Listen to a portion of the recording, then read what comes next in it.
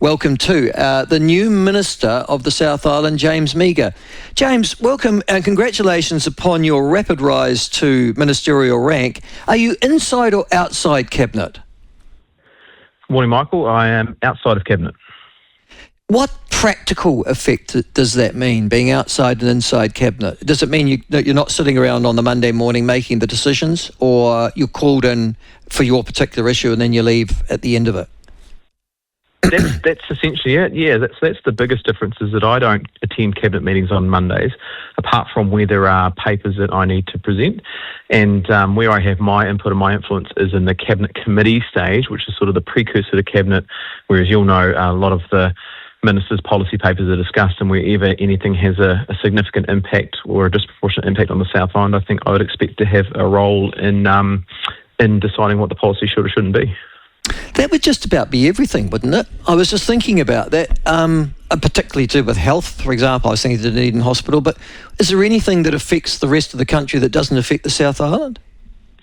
Well, possibly. That's one view of it. I think the other view could be that there are some substantial priorities for the South Island that, with limited time and resource, you might want me to prioritise and spend more time on, such as health, such as transport, trade, tourism, agriculture. They might be some of the ones that we want to focus on a bit more. But you're right, across the board, across all portfolios, there will be things that affect, South Islanders like they affect all New Zealanders. And I think my job will be, from a political perspective, is be proactive about working with ministers and say, hey, is there anything in your portfolio that I can help with as a man on the ground in the South Island? Okay, is the South Island a bit of a court case at the moment? Does it need ministerial representation? It's certainly not a court case. It's one of the most beautiful places in the world. It's going to be the centre point of our economic growth plan, and that's part of why I'm here to help Nicola Willis extract as much value as we can out of the South. And it's also obviously a place that many people choose to move to, whether that's early or later on in life. And I think I'm talking to a brilliant example of someone who made the decision to move to a fantastic part of the world. So I would welcome anyone, whether they are from the North Island or overseas, to come and consider moving to the South Island as an option and enjoy what we've got here. Yes, you're an interesting background, aren't you? Just to explain to listeners, you actually went to Timaru Boys High School, where you were head boy and the Ducks, which is a pretty good combination. You then did a LLB and a BA at Otago University, I guess in the days when that was worth something. Poor old Otago University, it's declined rapidly and reputation ever since. Might be due to you going there. Come on, that's unfair. That's unfair. Listen, I'm an Otago graduate, mate, and I'm looking at that university now and I'm going, that is not the university I went to, and you must be thinking the same, but you can't possibly say that. It's all right. I don't have a problem with that. No, but James, so you know the South Island well. Obviously, you grew up in it and you did everything like that. Does the South Island, though, have a bit of a chip on its shoulder, do you think, in regards to how it sees itself apropos the rest of New Zealand? I think we're certainly parochial. I was on the call with on Chris Lynch's show earlier this week, and we had a bit of a discussion about that. We are parochial. We are fiercely independent. We've always looked north and may have rolled our eyes at some point, but we've also got to understand that we're all New Zealanders and that we've all got family and connections in the North Island, and we are all, one people. So I think we've always maybe tried to argue for as much as we can down here, and rightfully so, but in the same way that there might be a bit of parochialism between North and South. I mean, I grew up in South Canterbury.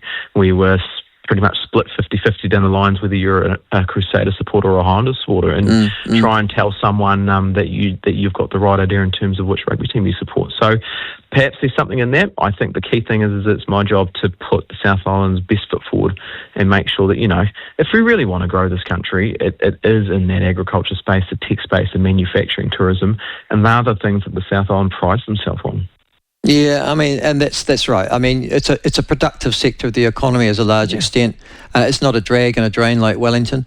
But going back, it seems to me that given, just as you've talked about, the economic growth, and the Prime Minister commented obviously yesterday again on the need for a huge boost in the productivity of this country if we're going to have an economy that's going to deliver. The South Island is going to play a pretty central role, and in the area of agricultural development, of mining, and of development on the West Coast, and also of tourism, and particularly centred around many of the attractions of the South Island.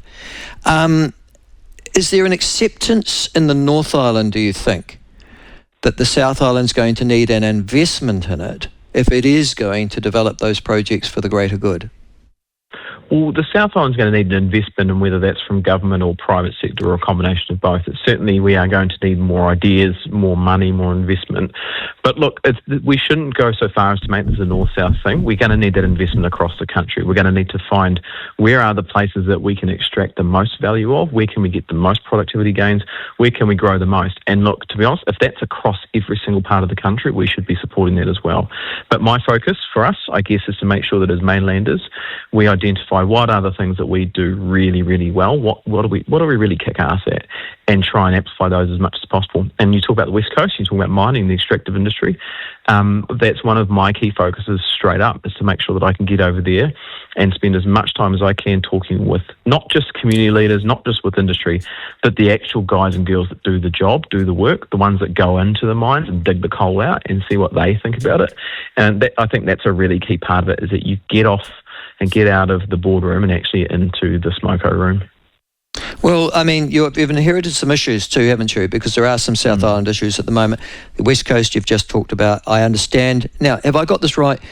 I think Shane Jones is saying this morning there is an announcement to do with mining next week, a major announcement. Is that your understanding as well?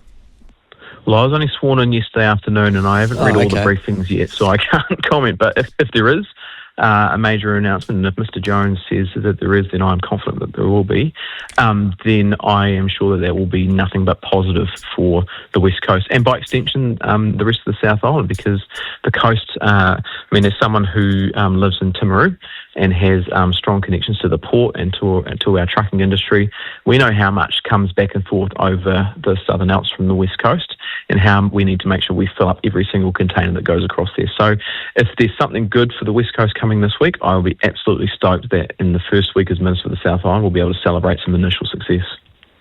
If there's one issue that I had to identify as where the South Island, it seems, has been shortchanged is the wrong word, but simply isn't receiving the service that it should, it would be in hospital and in health services, James. Is that your understanding too?